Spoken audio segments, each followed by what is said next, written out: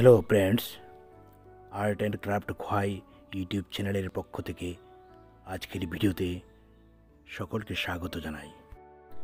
থাম্বনেলের ছবিটা দেখে নিশ্চয়ই জেনে গেছো আজকের ভিডিওতে কি দেখাবো। হ্যাঁ বন্ধুরা, বাঁশের শুকনো পাতা দিয়ে সুন্দর একটি শিল্প। কনকনে শীতের বিদায়ের পর বসন্তের আগমন। বসন্তের দক্ষিণা হাওয়ায় শুকনো পাতা ঝরে যায়।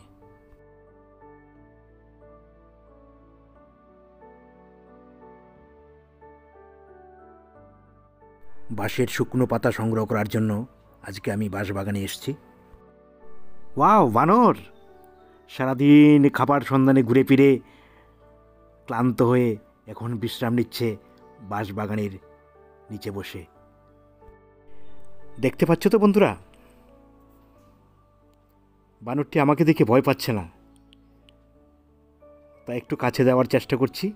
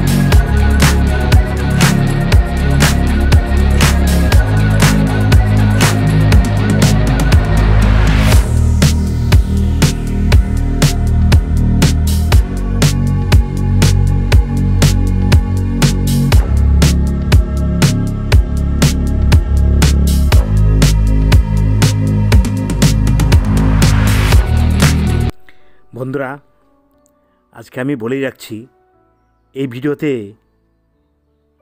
এই কাজটি করে দেখাতে পারবো না। এই পাতাগুলো সংগ্রহ করার পর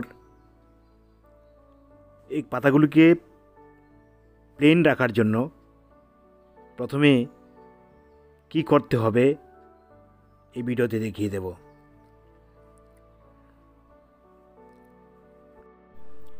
একটি মোটা বাড়ি বই লাগবে। তো আমার এটা যে বইটা নিয়েছি এটা ছোট বই, পাতলা বই। এই বইটি হলো বিমুক্তি, আমাদের আনন্দমার্গ স্কুলের বার্ষিক পত্রিকা। এই বইটিতে আমার দুটি কবিতা প্রকাশিত হয়েছে।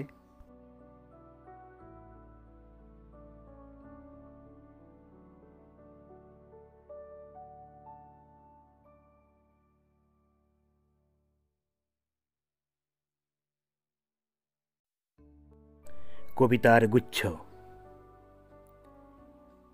একটি কবিতা অধিকার, অপরটি হচ্ছে সংকল্প।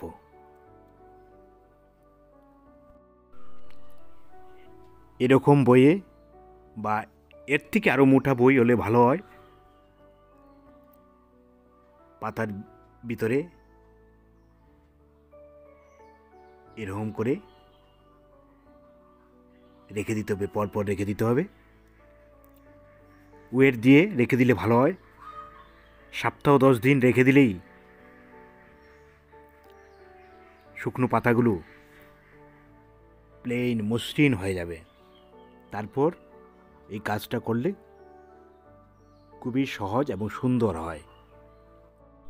বাঁশের এই শুকনো পাতা দিয়েই আমি পরবর্তী ভিডিওটি করব, কারণ আজকে তো আমি করতে পারবো না। তোমাদের পাতা সংগ্রহ এবং পাতাগুলো মসৃণ রাখার জন্য কীভাবে বইয়ের ভিতরে রাখতে হবে এটা আমি শিখিয়ে দিয়েছি এই ভিডিওতে। পরবর্তী ভিডিওটিতে আমি এই পাতাগুলো দিয়েই 10 দিন পর আবার এই ভিডিও নিয়ে আসছি। তোমরা শুধু অপেক্ষা করো। আমার সঙ্গে সঙ্গে পাতাগুলো সংগ্রহ করেছো কি না জানি না, যদি সংগ্রহ করে না থাকো সংগ্রহ করে নাও। এই সুন্দর ক্রাফট নিয়ে আমি আবার আসছি। তাহলে ধন্যবাদ সবাইকে। নতুন বন্ধুদের সাবস্ক্রাইব করতে অনুরোধ করছি। সবাই ভালো থেকো। নমস্কার।